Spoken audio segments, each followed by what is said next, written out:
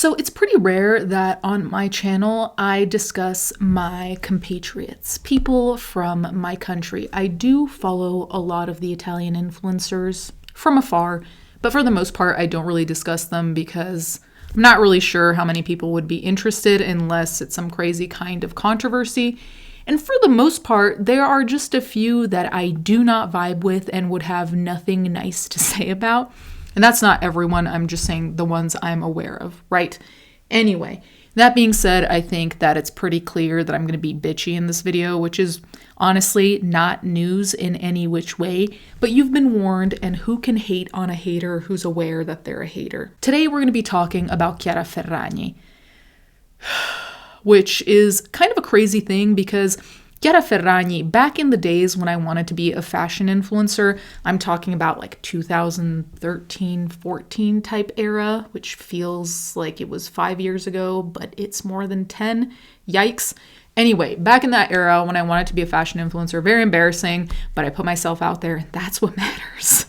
She was one of the people I'm not saying I looked up to because her style and mine, as you'll see in pictures on the side by side, our style is very different, but she was one of the first people who was into fashion influencing, especially in Italy. I believe she started her blog called The Blonde Salad in 2009, if I recall correctly. So she really was one of the first people who began that kind of career path. And for that, I give her props. And it's good that you note that these props are happening now because there will be no other nice things I'm going to say from here on out. So anyway, there was a scandal regarding her not super long ago. We'll go over everything, but now she's been sentenced via that scandal. And there's a lot to be said there, mainly because I think we've seen a lot of influencer controversies happen without much of a consequence. And now we're seeing a consequence, but does the consequence make sense for the crime? And because I don't like her, I'll say yes, but realistically, there is a discussion to be had. So I pulled from one of the most believable sources in all of the world, a source I love more than anything, Cosmopolitan. Chiara Ferragni and Pandoro Gate explained. An influencer, an Italian Christmas cake, one hell of a scandal.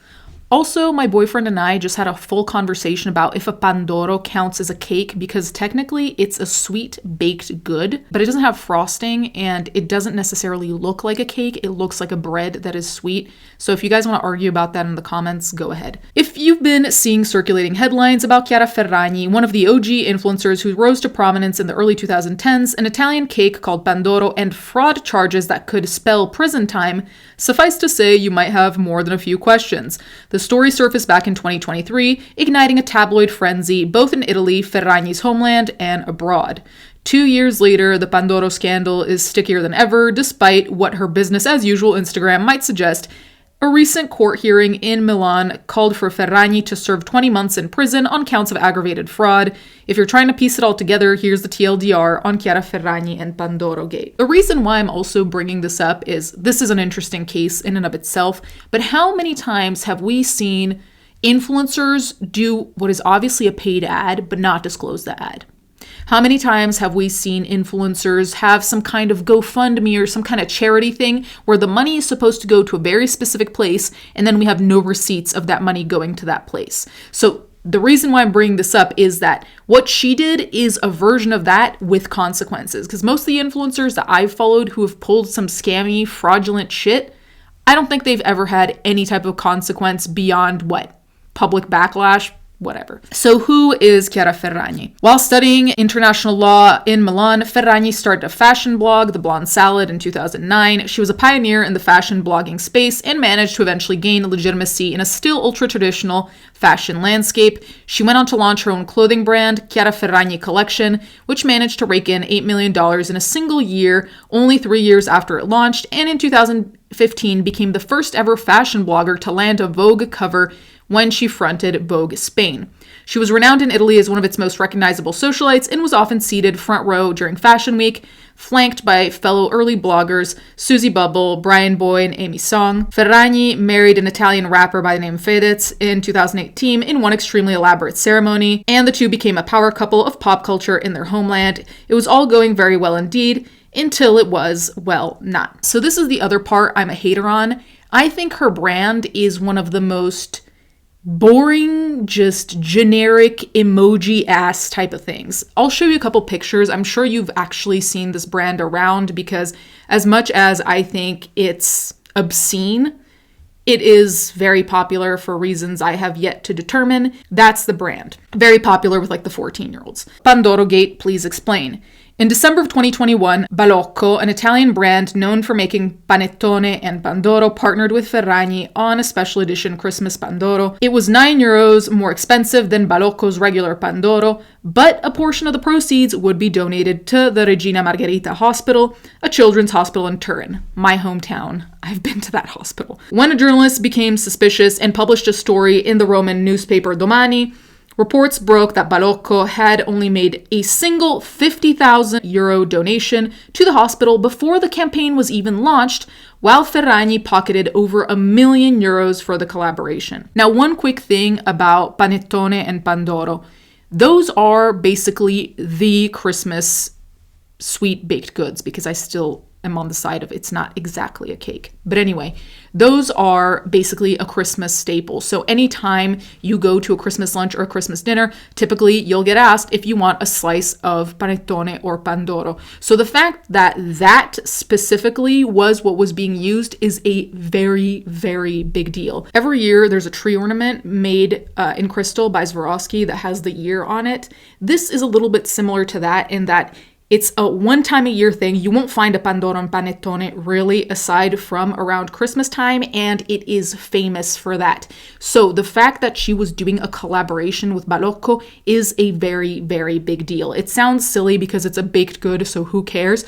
But in terms of the tradition and the meaning of the tradition and how widespread that tradition is, it is the collaboration you would want to have, as random as it sounds, okay? So really just keep that in mind. If we wanted to put an American equivalent to this, it would be something akin to like the Super Bowl or Thanksgiving, like that type of collaboration. So here's a picture of her with the Balocco, panettone, Pandoro, whatever. She chalked it up to a miscommunication, a rather expensive one, and in 2023 paid €3.5 million in fines, while Balocco was fined €460,000.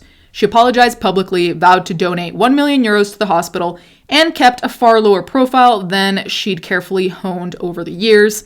2024 saw Ferragni return to most regular programming until October, when the Milan public prosecutors found that between Pandoro Gate and other similar Easter egg-related case, Ferragni had accumulated over €2.23 million of profit without the promised donations being made to their respective causes. As a result, Ferragni was charged with aggravated fraud, and the case's prosecutors are calling for a punishment of 20 months in prison. The result of the trial are yet to be handed down. So this is the other thing about Chiara Ferragni. This is not her first scandal in a similar vein, a very fraudy vibe vein. So another big tradition in Italy and many other places is Easter eggs, especially the really big packaged Easter eggs, right? Used to love those when I was a kid. That, again, is a massive, massive collaboration, especially when we're thinking about a Christian country, hence why also the Pandoro/Panettone, we're talking about big Christian holidays, right? Christmas, Easter. Fine. So a little detail on that because the cases aren't completely unrelated. The Pandoro and the Easter egg case are so closely related, it's low-key a copy and paste. A few days after the storm that overwhelmed Chiara Ferragni with the huge fine from the antitrust for the sale of her designer Pandoro through an quote-unquote unfair commercial practice, a new alarm bell goes off in the Lombard influencer's home. In this case, according to Il Fatto Quotidiano, the products in question would be Easter eggs from Dolci Preziosi, the purchase of which would have supported a charity project, I Bambini delle Fate, which means the children of the fairies, an association active in social inclusion projects aimed at autistic children and young people. But in the end, the money came from the confectionery company alone for a total of €36,000 in 2 years. The entrepreneur, who received €1.2 million in 24 months for her egg brand, however, paid nothing. So as you can see, the situation does not differ all that much. As with the Balocco case, and Balocco, let's remember, is the Pandoro, panettone, cakes, whatever, the sale of the products and the size of the donation would not have any correlation, as the advertisements implied. Unlike the Pandoros, however, the chocolate sweets were not sold at a higher price. Franco Canillo, owner of Dolci Preziosi, explained that Ferragni was paid for giving up her image. We made a donation. For her, it wasn't part of the contract. This is confirmed by Franco Antonello, founder of the I Bambini delle Fate Association, according to whom the company's initial idea was to write that the sum donated would be linked to sales, but we refused. Antonello tried to contact Ferragni several times to speak to her, but it wasn't possible. The founder also does not hide his amazement at the compensation given to the testimonial in relation to that paid for social work. It's a shame. So that was a very brief recap, but you understand now why it all looks quite suspicious. And the thing about all of this is that I'd say that she's pretty much the biggest influencer in Italy, if anyone asked me. But again, I don't keep super close tabs on the influencer world generally anymore, unless we're talking about controversy. So maybe I'm missing people. But the thing is that there are so many things that also go into this, because there were a lot of rumors, and I don't want to give too much credence to this, but it is part of the conversation, so I will bring it up. There were quite a few rumors about her and Fedez, the musician that she married. Now they're divorced, as last I saw. And the thing is that their vibes were off, according to the public, which sounds ridiculous. But imagine this. If you have an influencer who on social media portrays herself as, her general style, I would call it preppy, okay?